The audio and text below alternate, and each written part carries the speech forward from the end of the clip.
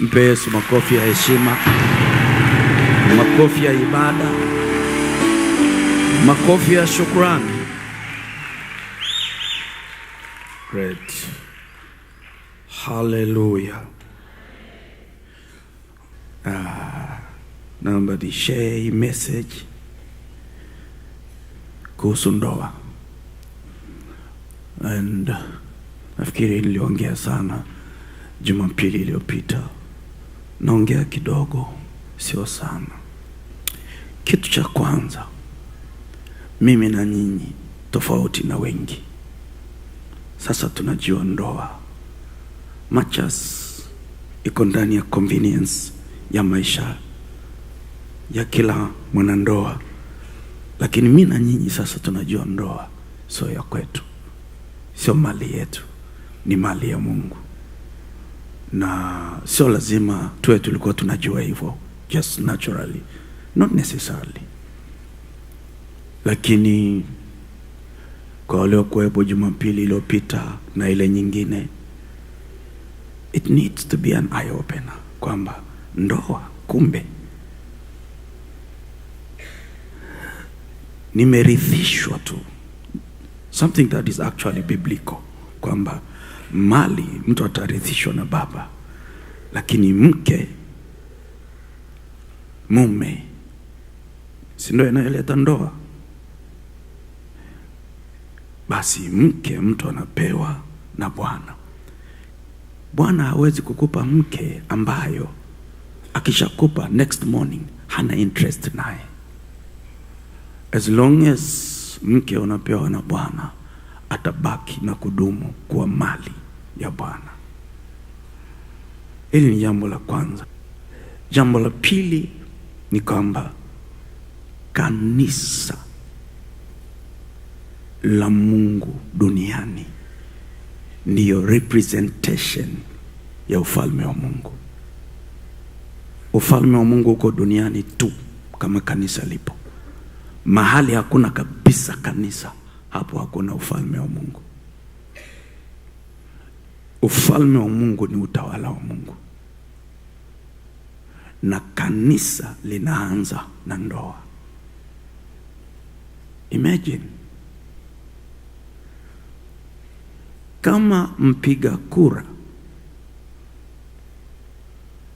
inayompa Mungu kutawala mahali anaitwa kanisa, na kanisa linaanza na ndoa. Ndoa inaweza kawa kitu cha kawaida tena mbele za Mungu. Hilo ni jambo la pili. Jambo la tatu, stewardship. Ni katika kanisa pekee concept ya uwakili inaishi. Uwakili ni nini? Uwakili, kwa maelezo yangu, ni ile hali ambayo kwayo mtoaji anafuatilia, anajali, anafurahia, au kinyume cha kufurahia, anachukizwa na mpokeaji, pale ambapo mpokeaji anashindwa kuthamini alichopokea kutoka kwa mtoaji. Ukipewa kitu, uwe wakili mwema, ukitunze, ukijali, ukithamini. Na hiyo hisia iliyo ndani mwetu ndiyo kawaida ya moyo wa Mungu. Akikupa kitu, anataka accountability siku inayofuata. Inaeleweka? Kwa hiyo kama kuna mahali Mungu yuko concerned na hiyo feeling ya stewardship, kwamba like hawa watu wanajali kweli ninachowapa, nilichowapa, ni kwenye aspect ya ndoa. Kwa nini? Mambo ya msingi kwanza. Ndoa ni kitu cha msingi, ndio mengine yafuate. Jambo la 4,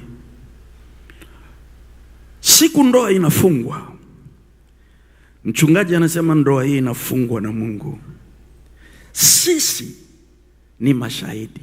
Mchungaji anaposema sisi, inamaanisha yeye mwenyewe, baba wa bwana harusi na bibi harusi, mama wa bwana harusi na bibi harusi, mashahidi, every single person available ni watu wa kuombea.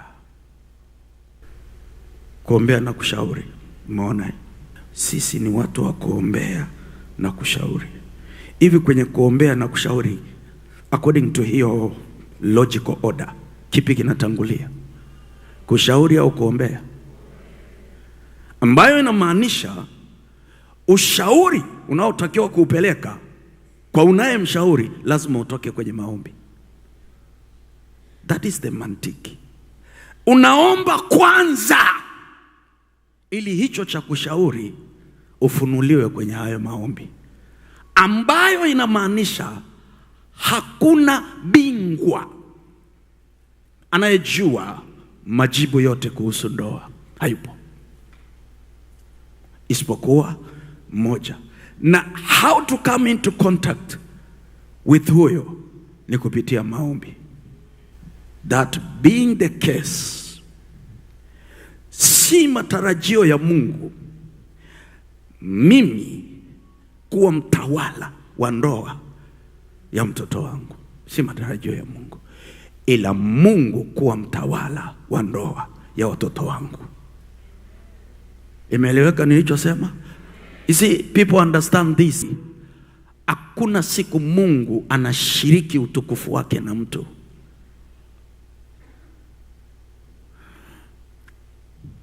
Kayo hapa na shauri kabla ya kuomba. Wazazi, watoto wakisha oana, watoto wawili wanakuwa kwako kabisa bila kupungua kitu. Kama wakwako ni wa kike na yule wa kiume, sasa anakuwa wakwako.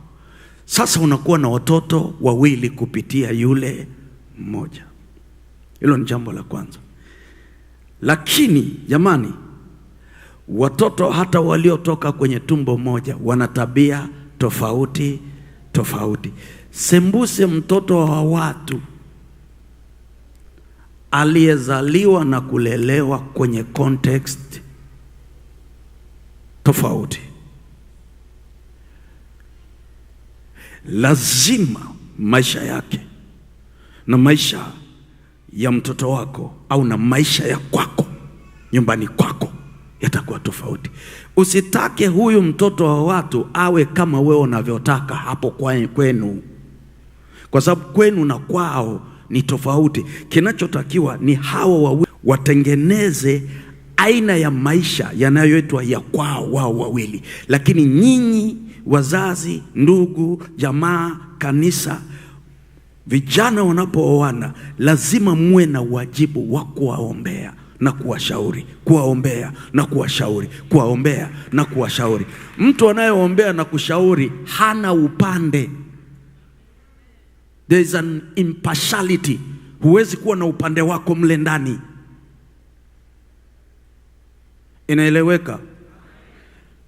Kwa sababu wale watoto wawili wote wanakuwa kwako. Sasa fikiria, anaolewa mtoto wa kiume, anaoa mtoto wa kiume, anaolewa mtoto wa kike.